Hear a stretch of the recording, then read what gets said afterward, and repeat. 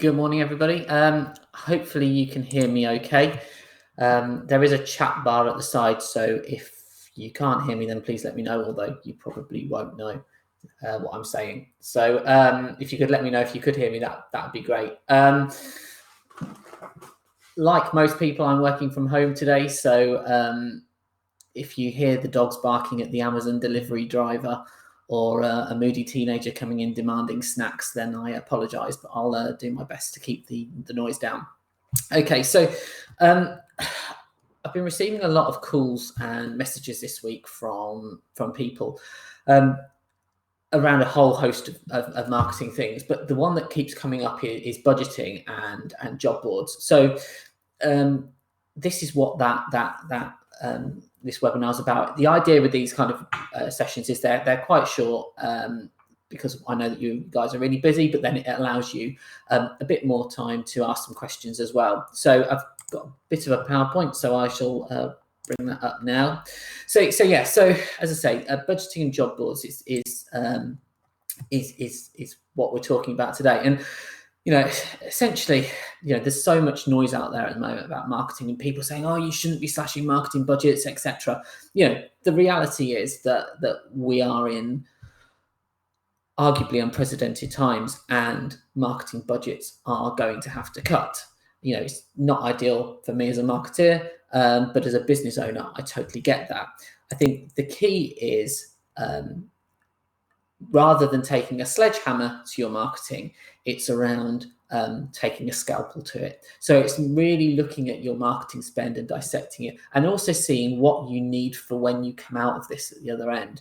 Because often what happens, and I saw this a lot in 2008, people cut really far and too far. And when they came out the other side, they couldn't ramp it up enough. They hadn't made enough noise during the downturn.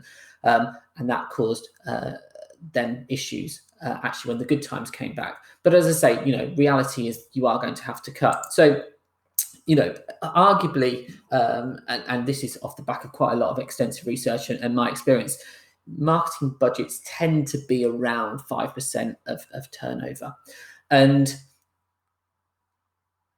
if your turnover is suddenly decreasing by 20, 30, 40, 50, in some cases even 80%, with a hospitality recruiter I was speaking to, your marketing budget, if you keep it at that same ratio, is going to have to come down. It's as simple as that, in terms of the nominal figure. So actually you might, so actually slashing budgets in a nominal way is what people are doing, but actually many people are still keeping their budgets at the same percentage level. But actually, if you look at your job board spend, and I think this is why people are so focused on job boards at the moment, is that the average recruitment business has 60% of their marketing invested in job board spend, and in some businesses I speak to, it's 90% and even more. So if you're looking at your marketing spend, the two biggest elements of marketing are job boards and headcount. Not that would fall in your marketing budget, but obviously if you're in the marketing function, you want to be making sure that they're slashing job boards rather than headcount. So I think the first thing to start is look in terms of the marketing budget. What is it that you should be keeping? What is it you should be losing? So, e-marketing, you need to be doing that. There's huge amounts of benefit to be doing e-marketing if it's targeted in the right way. Social media, again, you need to keep that noise up. Not that kind of annoying thing about kind of here are 10 tips for working from home, because I've probably just about had enough of that, and I'm self-isolating from those kind of comments. But social media, you need to keep up your website. Obviously, that's the shop window. You've got to keep putting content out there, but decent content, thought-provoking content, thought leadership style content. And you also need to keep your search engine optimization going, because actually what a lot of businesses do is they'll cut their search engine optimization down during these challenging times. And of course, we all know that when you start doing that, your rankings drop and it's harder to get them back. But what I would say in terms of e-marketing and website is really look at those expenditures and see if you're getting the best value for money. So is your e-marketing platform one that's integrated into your CRM, but you're not really using that functionality, and as such, you're then spending a lot of money for something that you're not doing. And could you move to that? And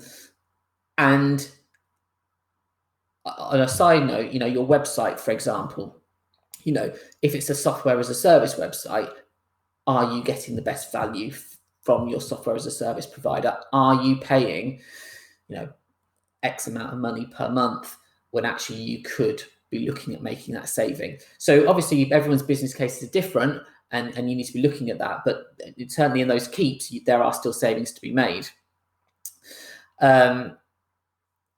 Things that you would look to drop. Obviously events, nobody can go out anyway, so there's going to be no events, right? But events, job boards, which we'll talk about, printed materials, promotional items, pay-per-click type stuff. They're the kind of things that you can slash immediately, but obviously you're not going to be able to make probably a significant savings as you would on those other things as job boards, and then potentially some of your e-marketing and website stuff.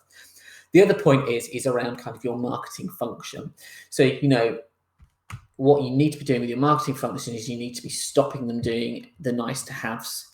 Unless you're in a fortunate position where you're flying, at the moment it's a bit of a siege mentality. We need to get the marketeers all out in the trenches with the salespeople. So that means that their sole focus should be on business development type activities, and then anything that can put you at a good footing for when you move forward.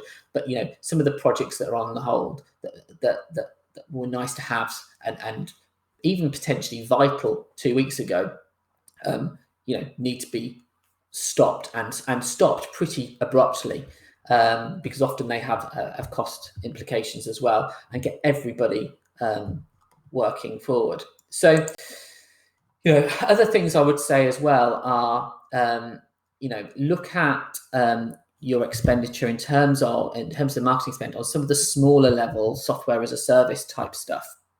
I've just realized I put double A instead of single A, apologies, in SaaS. But yeah, look at those, because actually, you've got Canva, Trello, Hootsuite. Are you using the free versions or are you using paid for versions? And again, they're the kind of things that you need to be looking at reducing. MailChimp, SurveyMonkey, are you using the paid for versions? Do you need to be using the paid for versions? I've done this exercise with quite a lot of clients. The most I've managed to save in the last week has been £750 a month. The average we're saving clients is around £300 a month on these little things that actually you don't need, and in many cases you probably don't even realize you've got, and they're just frittering away. So I'd say really get your finance person to really go through the bank statement with your marketing person if you've got a marketing department, or if not, your finance person does it on their own, and really focus on that, because that's really important. And then the next thing I'd say is a lot of these things come in on credit cards. So in terms of marketing spend, you've probably got a lot of marketing spend going through your credit card. If you've got a marketing person, they may be on top of it. If, like one person I was speaking to, they've actually lost their marketing person, they haven't got any idea what's going through. And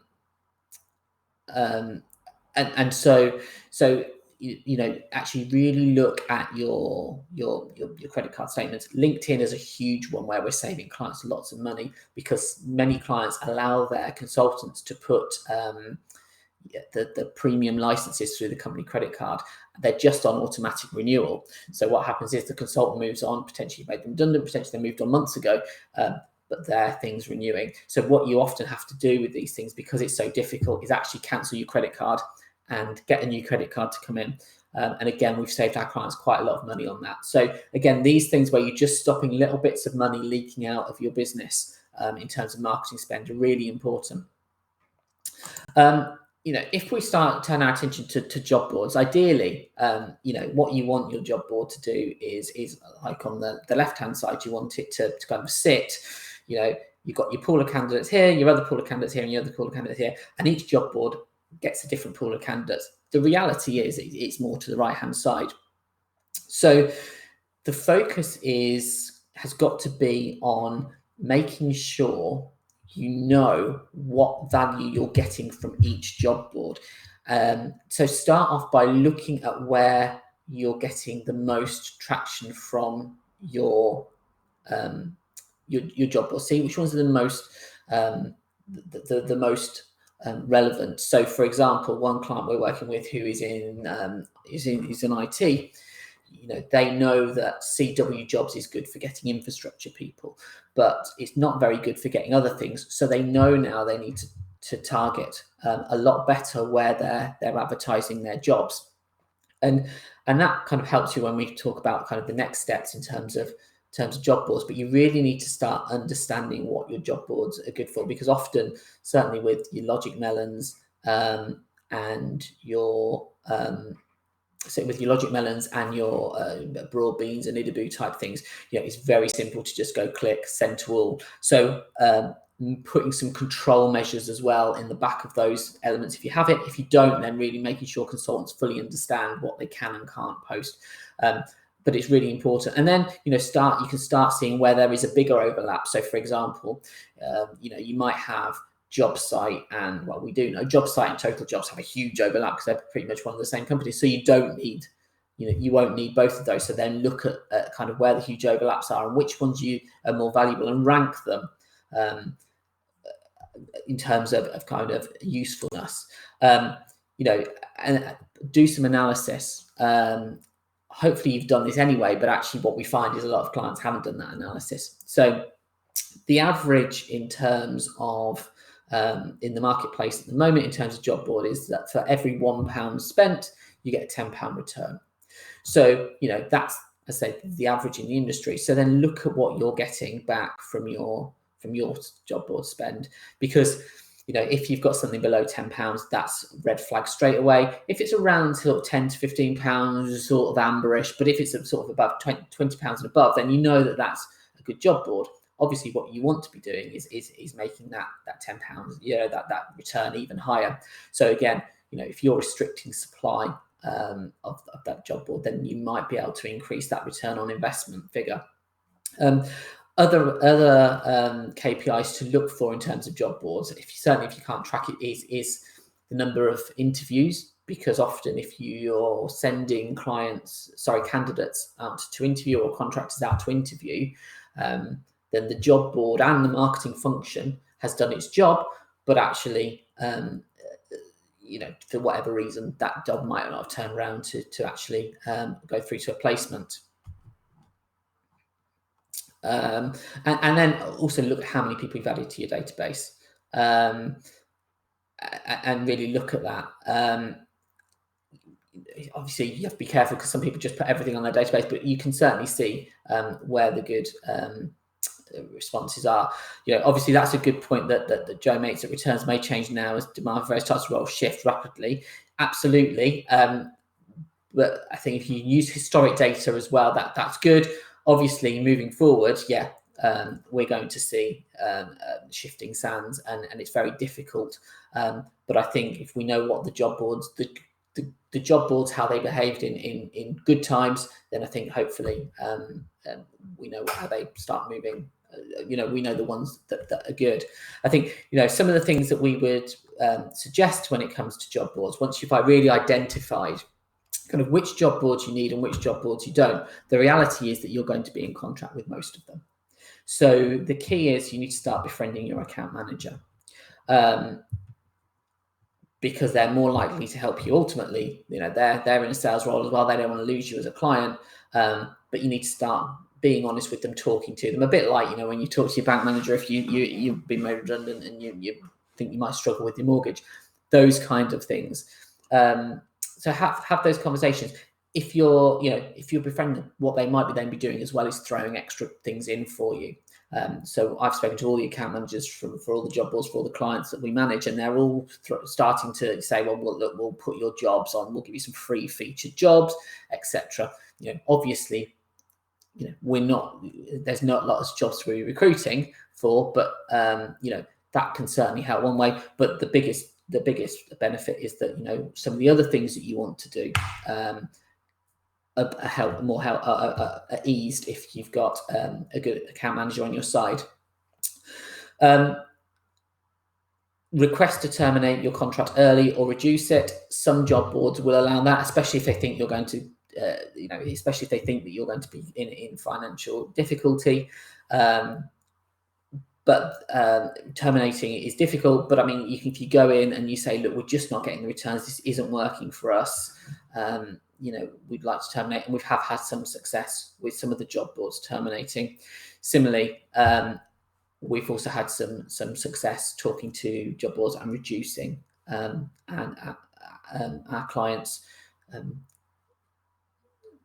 ability to post. So we've cut job postings, for example, by quite a drastic amount because we just haven't got the volume. And the job boards have actually been quite good. I think one of the things they learned from 2008 is the job boards that resolutely went, no, you're stuck in a contract and you will pay that contract. They lost a lot of goodwill. And actually what we find is that they're coming back around to thinking, actually, look, we need to know how we're going to support these people. But again, it comes back to being decent and honest with them, normal human interactions. But there is certainly an ability there. Often, you can sign a new contract early. Now, obviously, you might not want to enter a new contract, but there is opportunities to get better deals on contracts now. So if you're confident in terms of when the market's going to come back, what you might need, then you can get that contract in early. And often you can get it kind of kicking in from now. So one client, we've finished their existing contract, which was due to end in September. We've started a new one now on lesser amount, which we know they want, but it's another 12-month contract. So, they're working with us, but that kind of works. Put in place new payment terms. So a lot of people pay job boards within 30 days. I'll bring on another slide about that in a moment. But payment terms can be pushed both officially and unofficially. The job boards won't like me telling you that, but and then ask about credit carryovers. So most job boards now will carry over credits month by month, but actually ask if you can carry over credits when your contract ends. Because a lot of job boards will allow you to do that, because there's no point wasting your credits if you don't have to now when the good times come. If they let you roll them over, then that can work particularly well. Finally, and this is not something that I can responsibly advocate, but I'm going to say anyway, if you stop paying your job boards completely, I don't know yet of anybody, certainly in the last recession either, who they came after. They just stopped providing it. So if you are going to stop paying, stop using the service as well. I think where you get into difficulties if you stop paying but then carry on using the service. So there is that option as well. So obviously, I really appreciate that a lot of people have niche job boards, but in terms of the sort of the general job boards, then most of the job boards will allow you to kind of push your contracted payment terms up to sort of read 45 days, total job 60 days, right the way down to specialist job boards are average 30 days. What they'll allow you to then do is push those out even further at the moment, both unofficially and officially. And what we're seeing, so for example, total jobs, they'll allow you to change it to 60 days from some clients I had on 15 days, most on 30 days or 28 days. They'll allow you to extend that to 60 days. But then my clients don't tend to pay until 90 days. They start chasing them. So you can clearly get away with 90 days. And then it's not for another 30 days after that. So up to 120 days. So what I'm saying is obviously, you will get chased, but you can comfortably push out your payment terms by, good 3 months. And the job boards won't like me telling you that. And that obviously is your call as business owners and marketers. But, there is that flexibility to do that. And as I say, what we see is that, nobody is going to pull your job board if you haven't paid by 90 days in most cases.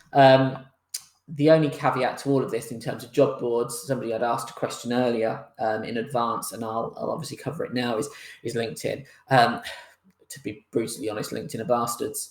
And at the moment, they are very much, they're not budging. And whilst I'm advocating and other people similar positions to me are advocating, and people far more senior and influential are advocating, the reality is at the moment LinkedIn aren't shifting. So, you're likely to be stuck with any LinkedIn spend that you've got. And I wouldn't waste too much time trying to change that. Obviously, they might do some carryovers and things like that. But the reality is that focus on job boards because they're a lot more amiable.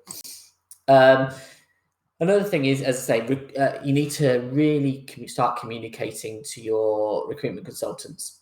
So, they need to understand around job postings.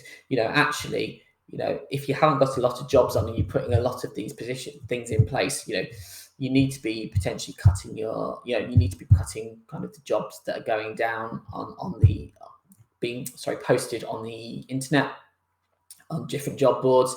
You need to be communicating this with them and making sure that they're posting the right jobs to the right boards, but also that they're not just sat at home going, on board, I'm going to put another job advert out, I've got nothing to do, another job advert. Because what we see often is just these job boards being absolutely flooded with jobs because recruitment consultants are sat there bored and there aren't actually any jobs for these people to apply to. So you're just then creating kind of an issue where you're getting CVs sent in, and the argument is, well, we're using it for CV harvesting, and I get that, but that is also money you're spending on marketing, which you might not have to spend. So again, put everything in place and then depend on what you've got, start communicating with recruitment consultants and be really strict about kind of what it is that you're asking them to do. One thing we would say is that you really need to look at the CV databases. This is where you can really make sure you're operating well. A lot of the businesses a lot of the job boards obviously have CV databases. Most people have the CV databases attached to them. What we tend to find is that typically recruiters are using between 50 to 70% of the job board credits that they're allowed.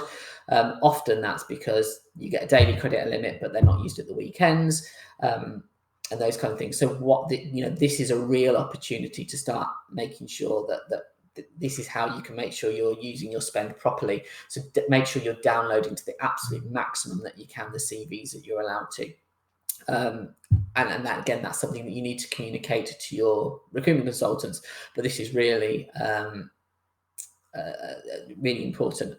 John's just said you can track your own jobs on your own website using job aggregators directly. Yeah.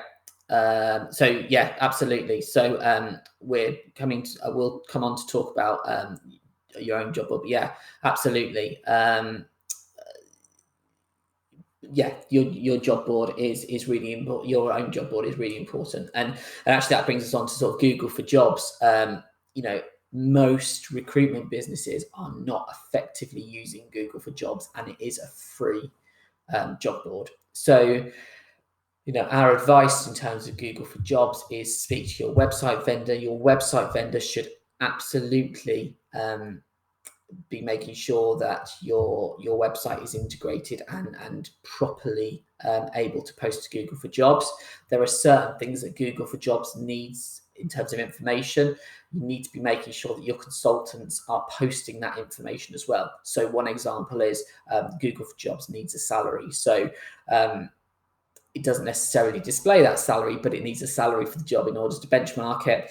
And a lot of businesses we see just don't have the information that they're sending for Google for Jobs. Also, and this is to you, but a kind of a bit of a hack that we're using with a lot of our clients is we're saying, look, at the moment there aren't many jobs out there, so don't waste all your job board credits. Put in place something that allows you to roll those over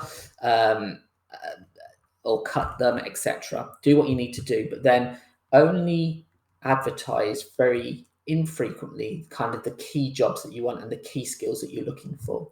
Then but make sure you're absolutely advertising every single job on your own website, and make sure your own website is Google for Jobs compatible. And the reason we say that is that with the algorithms, and we've been speaking to Google quite a lot recently, the algorithm is such that if you're posting jobs to Google for Jobs which don't appear on any of the other job boards, the algorithm is preferring you, so that you are going to come further higher up. So the benefit of that is that when eventually the good times do come, your business is going to be indexed higher than competitors. So that's really important, a really important thing to kind of really consider, and again, that's something that we can advise you with. If not, there's probably, there's certainly experts we can send you to as well with something we can advise you to, but there's probably a whole kind of 4-hour seminar in there for Google for Jobs. And let's be honest, at 25 past 11, nobody wants to do that. But yeah, you can talk to me about that, absolutely. And that's important. Also, what we need to be doing is you need to be making sure that your recruiters are putting out decent content.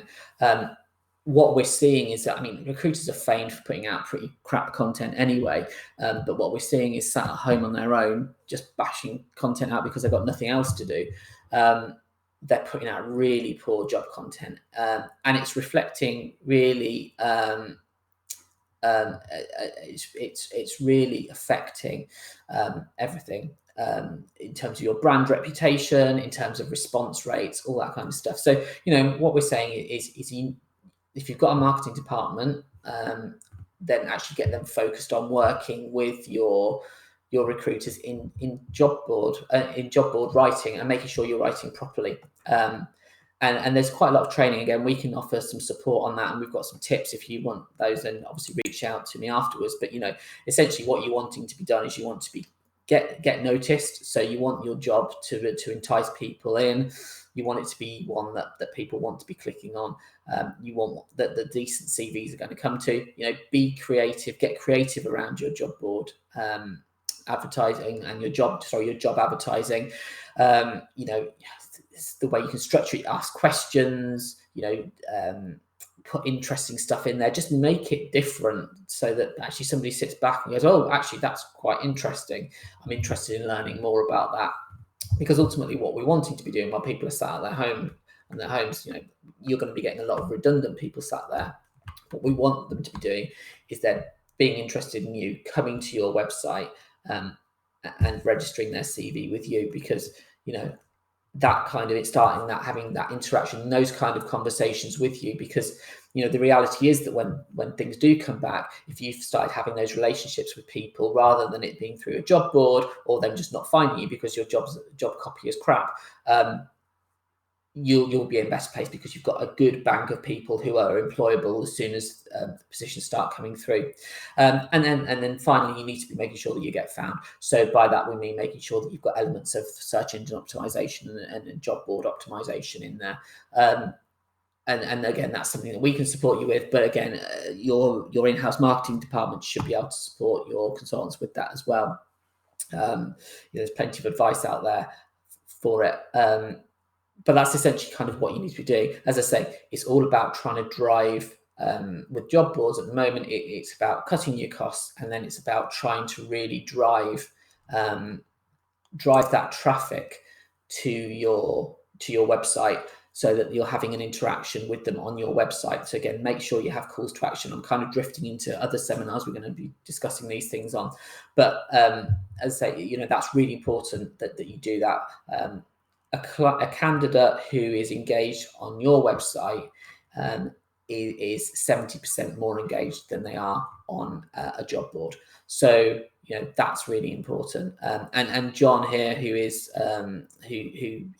involved in tech, has made a good comment that the Google algorithm puts the original publisher of the job ahead of other job boards where that job is advertised, and that's the case so often. You're advertising your job. And then you're paying again to have it advertised on Google for Jobs. And certainly most of our clients are seeing kind of a good response from Indeed and Google for Jobs in terms of kind of web traffic. So that's kind of the bang on 30 minutes that I promised. Obviously, we've got a few minutes for questions. If people want to ask questions, then that'd be great. Then I'm more than happy for them to do so. There is obviously the chat thing down the side or at the bottom.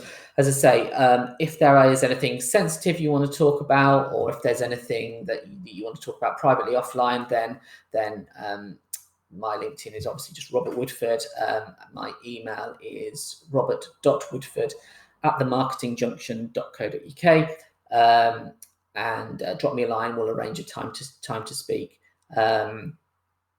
As I say, it's difficult knowing exactly what to get into these sessions because everyone's at different stages. But ultimately, we're here to support you guys because we know how tough it is. But yeah.